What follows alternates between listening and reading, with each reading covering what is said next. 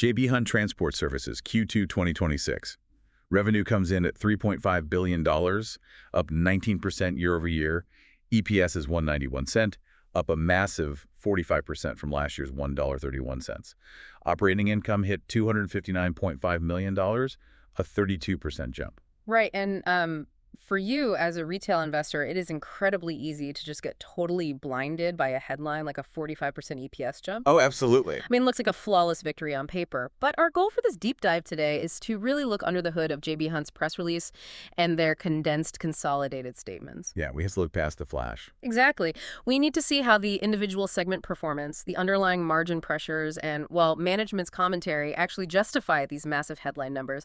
Because the reality of this quarter is a lot more complex than that bottom line suggests. I mean, imagine you run a lemonade stand, right? You open up one morning, and suddenly your revenue jumps 50%. You're selling more cups of lemonade than you ever have in your entire life. You'd feel like a genius. Right. You feel like a genius. But then at the end of the day, you count the cash in the register and realize you made almost zero actual profit. Why? Because the cost of lemons, sugar, and ice doubled halfway through the afternoon. Yeah, and you had to eat that cost. Exactly. You had to eat the cost to keep the stand running. And that is exactly what is secretly happening inside massive parts of JB Hunt right now, completely hidden behind those flashy headline numbers. That is a perfect way to frame it, because when you see total operating revenue jump 19% in the transportation sector right now, you just can't take it at face value. You have to isolate the variables. Which brings up the first major question I have looking at this top line. Right. Like, is this 19% bump actually more freight moving through the network? Or are they just passing along massive inflation to their customers through, fuel surcharges? Right, the fuel pass-through. Yeah, because if it's just the cost of diesel getting passed along, that 19% revenue growth is an optical illusion. Well, the consolidated statements give us a very clear answer on that, and it's actually quite positive. If you isolate the fuel surcharge revenues, I mean, they did jump significantly.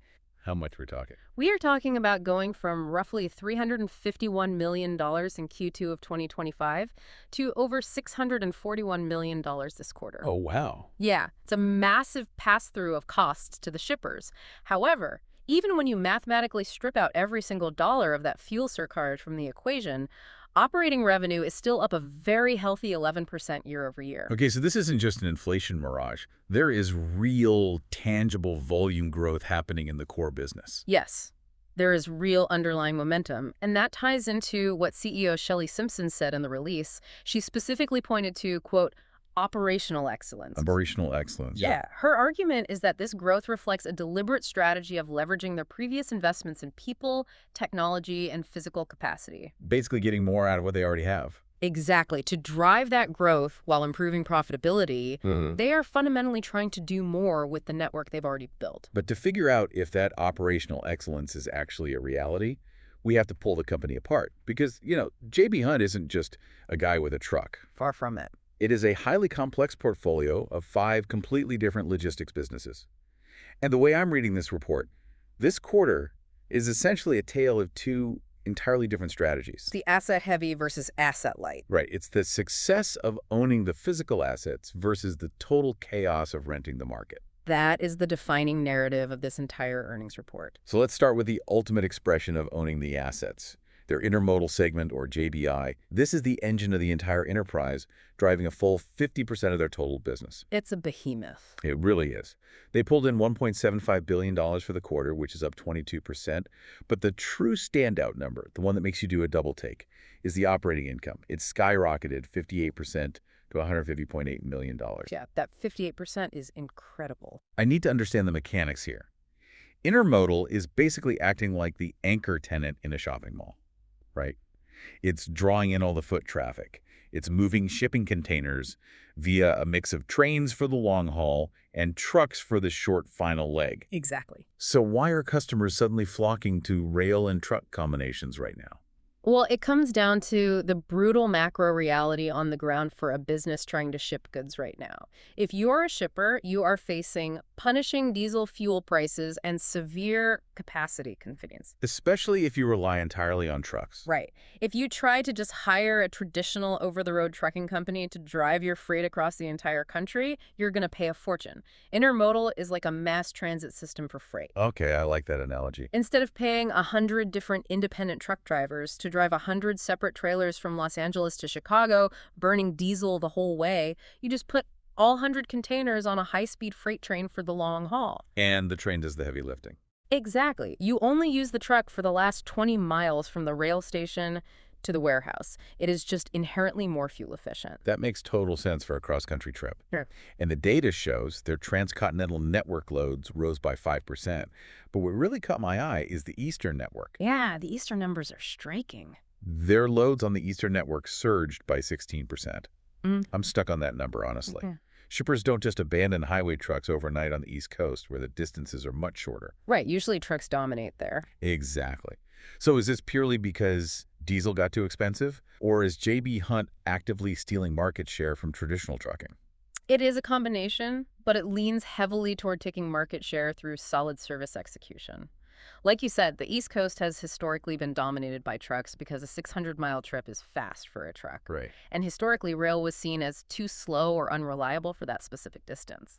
For JB Hunt to see a 16% jump there implies they have tightened up their rail partnerships to the point where they can offer highway-like speeds at a much lower cost. But even a 10% overall volume increase between the two networks doesn't mathematically explain a 58% explosion in operating income. No, it doesn't. They must be squeezing way more profit out of every single box they move. They are, and the margin expansion drivers here are purely operational. The key phrase management used was better overall network efficiency. Meaning what, exactly? The most vital mechanism behind that is a lower proportion of empty container moves. Okay, walk me through that. Why is moving an empty container such a big deal? Well, imagine paying a driver to haul a 53-foot steel box full of absolutely nothing across 3 states. Sounds expensive. It is. You are burning fuel, you are paying the driver's hourly wage, and you are putting wear and tear on the equipment, but you are generating $0 in revenue from a customer. It is pure margin destruction. In the logistics industry, it's called deadheading. By balancing their network, meaning they ensure that when a container is dropped off in Atlanta, there is already another customer in Atlanta waiting to fill it back up and send it to Dallas. The profit on those loaded miles drops straight to the bottom line. So they fixed the puzzle. Exactly. And they also mentioned reduced container storage expenses. I assume that means when the network is moving faster, containers aren't just sitting idle in rail yards, racking up daily storage fees. Exactly. When velocity improves, costs drop. The combination of dragging fewer empties around and paying fewer storage fees is the mechanical reason a 10% volume increase turns into a 58% jump in operating income. So intermodal thrives because they own the containers and they tightly control the network. Very tightly. Does that same control your own destiny logic apply to the highway side of the business? Yeah. Because when I look at the other asset-heavy piece of the pie, dedicated contract services or DCS, the numbers are good, but the underlying data is kind of confusing me. DCS is a fascinating contrast to intermodal, even though they are both heavily reliant on JB Hunt's own assets. Let's look at the numbers. DCS brought in $921 million in revenue, which is up 9% year over year. A solid bump. Yeah, but here is where I have to push for an explanation. If you look at the operating statistics provided in the report, their average truck count for DCS was basically flat year over year. Right. They had roughly 12,658 trucks on average during the period. So how do you possibly squeeze 9% more revenue out of the exact same fleet size without just working your drivers to death? You don't do it by driving more miles. You do it through pure pricing power. Really? Just raising prices? Basically, yeah. The underlying metric you need to focus on to understand this is productivity, which management defines as revenue per truck per week. That metric jumped from $5,163 last year to $5,635 this quarter. Wait, an extra $500 a week per truck across 12,000 trucks? Yeah. That adds up fast, but how do they just demand more money like that? The mechanism is contracted index-based price escalators. Okay, in plain English, that's an automatic inflation clause. Right, exactly. In the dedicated segment, JB Hunt isn't just hauling a random load for a random customer. They effectively act as a private fleet. Like outsourcing a company's delivery trucks. Right. A major retailer will say, we don't want to own our own trucks or hire drivers. JB Hunt, you provide 500 trucks, paint our logo on the side, and run our entire supply chain. Got it. Because these are long-term, highly integrated contracts, they have escalators built in. If the broader index for diesel fuel or driver wages or equipment maintenance goes up, JB Hunt's contract automatically charges the customer more. So they don't even have to renegotiate. Nope, they don't have to sit down at a negotiating table at all. The contract just self-adjusts upward to protect JB Hunt's margin. But doesn't that upset the customer? If my bill automatically jumps 9%, I'm going to start shopping around for a cheaper trucking company. You would think so, but customer retention in the DCS segment is sitting at a stellar 96%. 96%? Wait, so nobody's leaving? Almost no one. And the reason why goes back to the macro environment. When truck capacity is tight everywhere else and spot market rates are wildly unpredictable, a guaranteed dedicated fleet that always shows up on time is incredibly valuable to a shipper. Ah, so it's a premium service. Yeah, they will gladly pay the index price increase just for the peace of mind that their store shelves will actually get restocked. Okay, so JBI and DCS really show what happens when JB Hunt completely controls the assets. When they own the containers, the trucks, and the contracts, they can just dictate efficiency and force automatic price escalators. Exactly. They hold the cards. But here is where the narrative shifts, and that lemonade stand analogy we talked about earlier rears its ugly head. When we look at the segments that rely on renting third-party capacity integrated capacity solutions, which is their brokerage arm, and their truckload segment, the margin story just collapses. It is a perfect illustration of the severe risks of being exposed to the spot market. Let's start with integrated capacity solutions, or ICS. The revenue numbers here are wild. Revenue exploded by 49% to $388 million. Volume was up 19%, and revenue per load jumped 26%. Massive top-line growth. Right. On the surface, if I'm just reading the top line, that sounds like they are conquering the world. But here's what I don't get. If you grow your revenue by almost 50%, adding roughly $130 million new dollars to the top line, how on earth did operating income only come in at $1.7 million? Where did all that money go? It's a shocking discrepancy, isn't it? It makes no sense. To answer where the money went, you have to look at the consolidated statements, specifically the operating expenses. There is a line item called rents and purchase transportation. Across the entire company, that single expense category skyrocketed to $1.67 billion. Wait, $1.67 billion? That's 48% of their entire company-wide revenue going right out the door to third parties. Precisely. And for ICS specifically, this is the core of their business model breaking down. ICS is a freight brokerage. They don't use JB Hunt trucks. They act as a middleman. Okay, walk me through a transaction. Sure. They find a shipper who needs to move a load of electronics for, say, $2,000. Then ICS gets on the phone or their digital load board and finds an independent third-party trucker willing to drive that load for $1,700. And ICS keeps the $300 difference.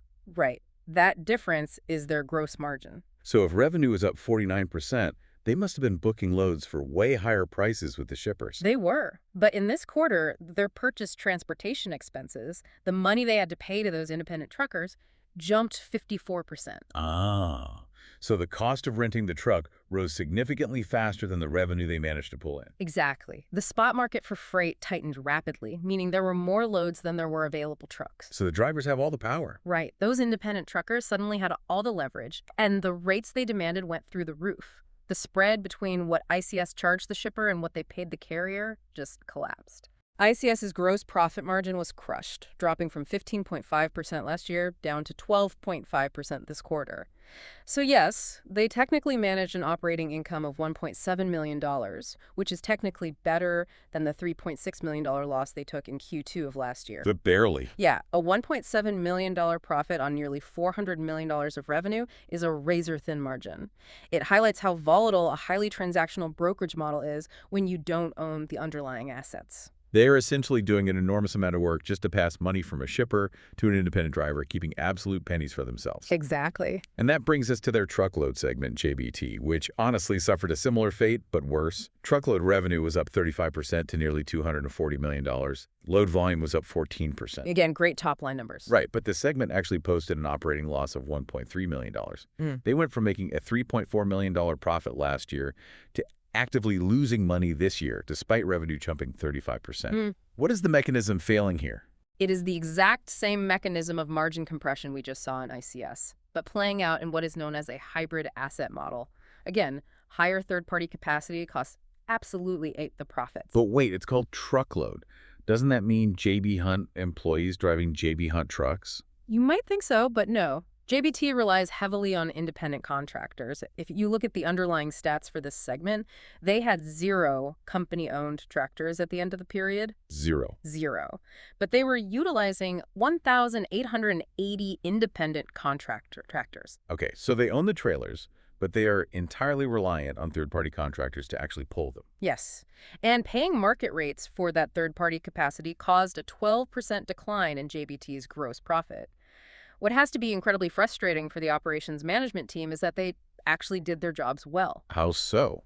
Well, the report shows that trailer turns in the quarter improved by 13%. By trailer turns, you mean velocity. They were loading the trailers, driving them to the destination, and getting them unloaded 13% faster than last year. Right.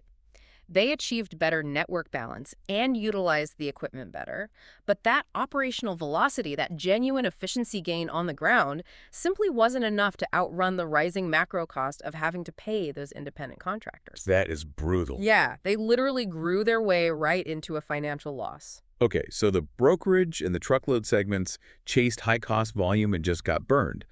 But management seems to have recognized this dynamic in another area of the business because they took the exact opposite approach with final mile services, or FMS. Oh, absolutely. This is the segment that handles the really difficult logistics, right?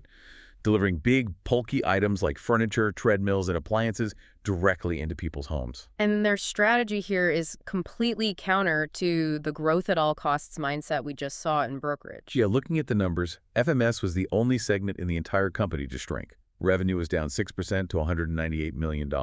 Operating income fell 30% to $5.6 million. And total stops dropped by nearly 137,000 year over year. A huge drop in volume. To me, this looks like pruning a tree to let the healthy branches grow. Like they are intentionally taking a hit to the top line to fix the foundation, aren't they? They absolutely are, and they aren't hiding it. Management explicitly cites known business losses in the report, but they frame it as part of an ongoing effort to improve revenue quality and profitability. Okay, explain that.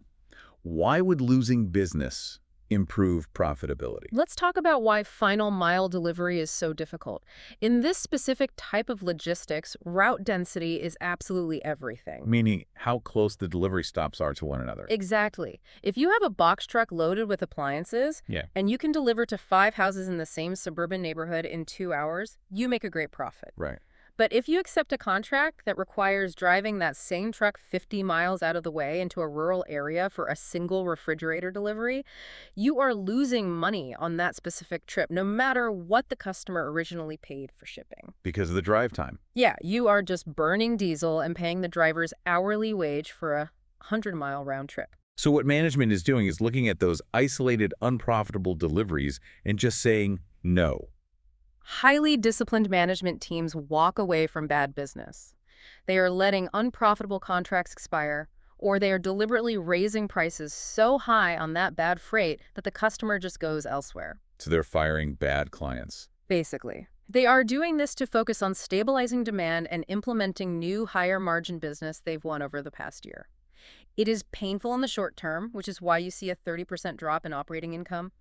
But it is the only mechanical way to build a sustainable final mile network. So we have this massive dichotomy in the business operations.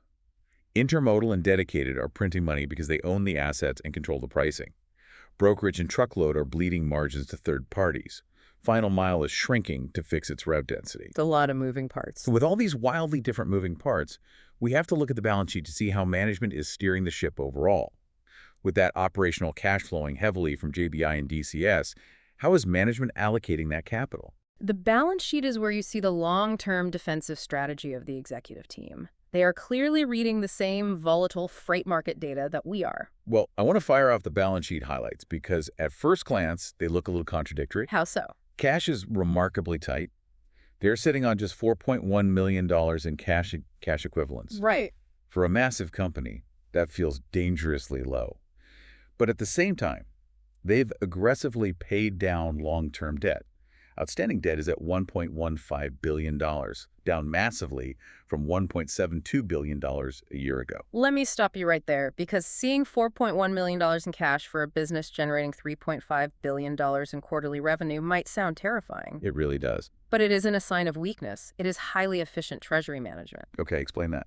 Cash sitting in a corporate checking account earns a marginal yield. Meanwhile, debt actively costs you interest every single day. What JB Hunt does is a daily treasury sweep. They took their massive operating cash flow, $723 million provided by operating activities in the first 6 months of the year, and instead of letting it sit as cash, they immediately used it to pay down revolving credit facilities. So they wiped out the debt. Yeah, they wiped out nearly $570 million in debt over the last year. So essentially, they're battening down the hatches. Yeah. They see a volatile spot market, so instead of holding a hoard of cash, they're aggressively paying off their corporate mortgage. It's a purely defensive playbook to de-risk the balance sheet. Smart. Precisely. And you see that same defensive posture in their capital expenditures. CapEx for the first 6 months was cut down to $144.9 million, dropping from $399.1 million in the same period last year. So they aren't buying massive amounts of new shiny trucks or containers right now. They are sweating the assets they already have, Yeah. which makes perfect sense given what we saw with the flat truck counts in the dedicated segment. Exactly. They are maximizing the yield on current equipment. And with the excess cash they aren't spending on new trucks, they are returning it to shareholders. Through buybacks. Right. They bought back approximately 392,000 shares of common stock for roughly $98 million in the second quarter. That's a good chunk of change. And they still have a massive $791 million remaining under their share repurchase authorization. So they have plenty of firepower to support the stock if they feel the market is undervaluing them. Nice. And just as a brief modeling detail for you to keep in mind as you adjust your spreadsheets, management guided the 2026 annual tax rate to be between 24.0% and 24.5%. Got it. So when we put all these pieces together, what is the core takeaway for the retail investor trying to understand this quarter? To me, JB Hunt's Q2 report is an absolute masterclass in portfolio theory. It really is. The asset-heavy, highly efficient segments, intermodal and dedicated, are performing beautifully. They are printing money and effectively masking the severe margin compression that is happening in their divisions that are forced to rent the market, namely brokerage and truckload. It completely reinforces the value of reading the underlying statements rather than just reacting to the headline EPS beat. Exactly. The 45% earnings jump is real money, but the quality of those earnings is highly concentrated in very specific parts of the business. And looking forward, their aggressive debt reduction and strict cost discipline, like we saw in pruning the final mile business, are actively insulating the overall company from what is clearly a highly volatile and expensive third-party freight market. It's a massive balancing act, and right now, owning the heavy assets is winning. As you model out JB Hunt's future, ask yourself this. If third-party transportation costs continue to surge, at what point does the margin bleed in truckload and brokerage overwhelm the massive efficiency gains they are grinding out in intermodal? That is the million-dollar question. Follow the show for daily earnings coverage.